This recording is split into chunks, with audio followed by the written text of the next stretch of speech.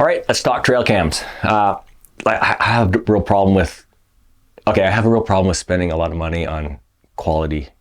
That could be my problem. I also have a problem as I live on the island and it's really rainy and wet. So I go through trail cams. And now that I mention that, it's not so much the rainy and wet, it's bears. I ran these cameras for years. The bears eat them up, pop holes in them. Eventually they get wet, they die. I don't know how many of these I have, but I bought them from Canadian Tire they're cheap. So they did last years. So that was all right. Yep, that's another one. But the bears punch holes in them. So those are stealth cams. Pretty good luck with them, not bad. The ones, like look how old this Wild Game Innovations is. Like this one doesn't work anymore, but it worked for years. These are the ones I have the most luck with here on the West Coast with all the rain. I guess it's because it opens at the bottom, so the rain falls off better. Yeah, that's probably it. So I have one of these out right now. So we had it was minus 11 when this picture right here of this bear came by, minus 11. And that camera's still working well. It's obviously not this one, it's another one like this one. $25 cameras, don't bother, they don't work at all.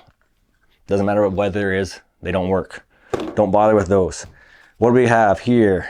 Stealth cam, very good camera. I really like this camera, but it does open from the side. I didn't have a problem with it with the wet. I had a problem with the bear punching a hole in the screen. So it works, I just can't see what's on here, so I can't program it.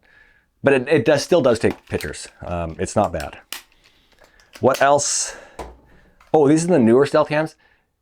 Oh man, I hate to say this, but garbage. I bought, I don't know how many of these. They worked for a season.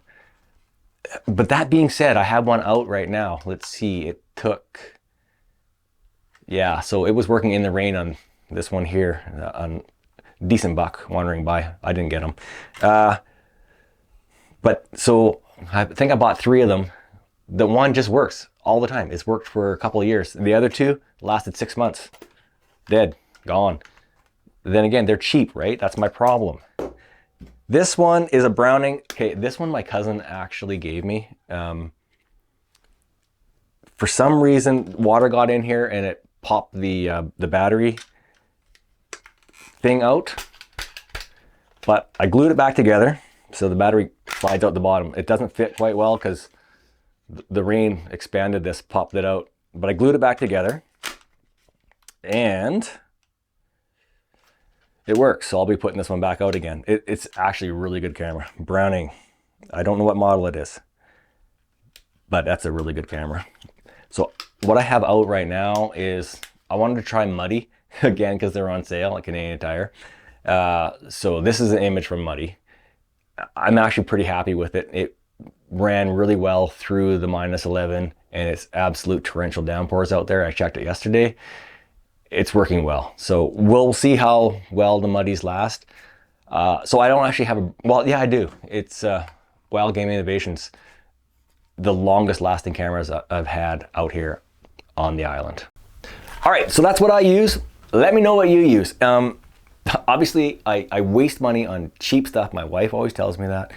But let me know, is it an expensive camera? Like up here, they're quite expensive in Canada. So like $250, $300 for a single camera. I normally buy like a 3-pack for $150, maybe $200. Is it worth spending the extra money?